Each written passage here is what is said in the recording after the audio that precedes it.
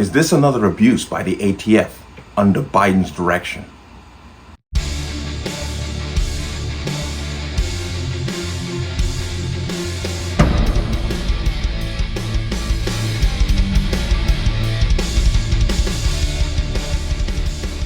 Welcome to another installment of the Connecticut Gun Bench. Today's video is brought to you by P.A.N. Firearms, LLC.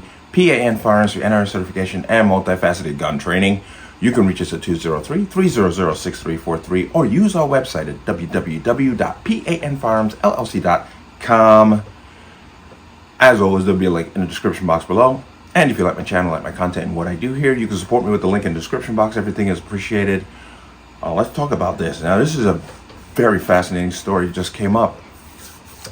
Now, I've done stories in the past concerning the ATF and what appears to be flagrant abuses of their authority. Now there's a story where a North Dakota gun store has been shut down or had the FFL revoked. Once again, they're claiming errors in procedure, paperwork, what have you, but this same FFL was the leading plaintiff in the 80% receiver rule. Now, I'm going to come into here. Retaliation. ATF shuts down FFL after gun store sues the same ATF. Okay, the ATF revoked the firearms federal license of Morehouse Enterprises, a gun shop, that after they sued the federal government over the now defunct frames and receivers rule.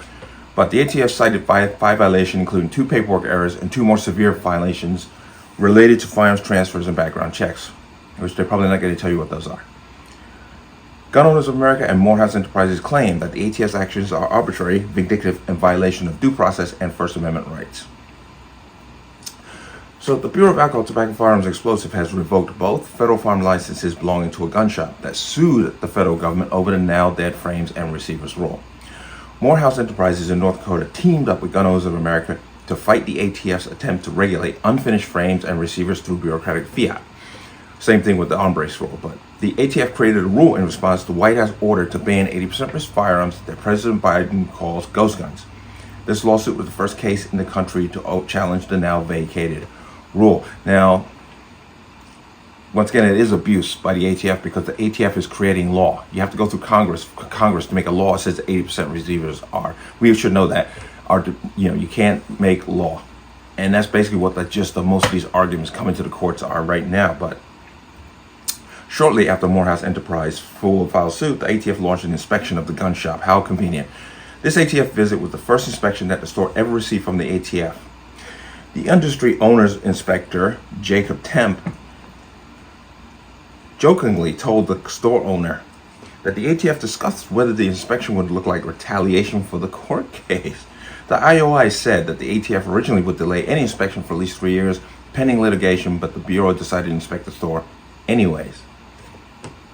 IO Temp said the store did well under overall level of compliance and expressed approval for the job the shop has done to ensure they follow ATF regulations. Every single firearm was accounted for. All 2,700 guns that the store acquired were documented, so were the 2,400 disposition of firearms. The shop felt good about the inspection, but that was all about to change. Then, on about March 6, 2023, the ATF issued a report of violations. The ATF found 5 policy violations, 3 of which are simple paperwork errors. The first violation was the store forgetting to record the return of a firearm to a customer that bought the gun in for gunsmithing. Wow. The second violation was the store accidentally writing a customer's social security number in the NICS transaction. The third clerical error was a number left off an NICS transaction, a number left off. The store had two other more serious violations. The store had transferred a handgun to a Georgia resident. FFLs are not allowed to transfer handguns to residents of another state due to the differing gun laws surrounding handguns. In this case, Georgia law is not stricter than North Dakota law. A second violation was allowing a customer to use a Georgia concealed carry permit in place of an NICS background check. The Brady law allows exceptions to background checks. One of these exceptions is if a state's concealed carry permit meets or exceeds the same scrutiny as an NICS check. Georgia's concealed carry permit does that, but it can only be used in lieu of an NICS check in the state of issue. Okay. On May 23rd, 2023, the ATF informed Morehouse Enterprises of its intent to revoke both the company's FFLs, even though the second FFL did not have any violations. President Biden has pressured the ATF to shut down FFLs through his zero-tolerance policies. And we already noticed, I discussed this, where the revocations under Biden for FFLs is up 500%. 500%. Okay? Now, Gun Owners of America has teamed up with Morehouse Enterprises to defend the companies against the ATF's actions. Now, so let's go ahead. If it walks like a duck, it quacks like a duck. It's a duck.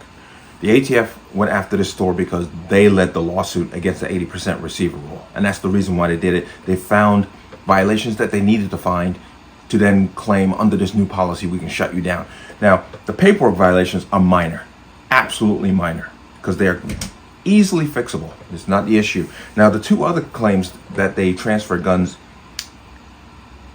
to a person, two Georgia people, where they transferred a gun to the person, they're saying that's a violation. They're gonna have to argue that one in court because apparently you can do what they did. It may be a gray area, but they were still within the bounds of the law. So they're gonna have to definitely drag the ATF into court over that. But it's just interesting that they went there, found the violations they wanted, and then just decided, yeah, we're gonna revoke your license for both your companies, even though the other company had no violations. Yeah, this is just straight vindictiveness, and it's just, once again, it shows the weaponization of the alphabet agencies under the Biden administration to do the administration's bidding, and this is incredibly worrisome. And once I found this story, I definitely had to talk about it. Now, I want to come up and be very clear when they talked about the 80% receiver rule. If you remember, I did a video on the Fifth Circuit Court in Texas putting a stay on that. Well, what's happened since, the ATF basically appealed to the Supreme Court, and the Supreme Court put the rule back into effect. And it's amazing to me how government entities can run to the Supreme Court and get immediate rulings, yet when we put lawsuits in, we have to wait years for them to basically come to any fruition. That's very interesting. But this story is, once again, is something we have got to be paying attention to, because this is becoming incredibly dangerous, where government agencies are making laws on the fly. And you think about that for a minute, the implications of that, how far that can expand. We should really, really, really be incredibly worried about what's going on here. But let me know what you think. As always, you can leave your comments in the comment section below. And as always, any statements of violence or statements that lead to violence will be removed. Please like, share, comment, subscribe. Don't forget to hit that notification bell so you're notified the next time a video goes live. I will see you on the next one. Peace.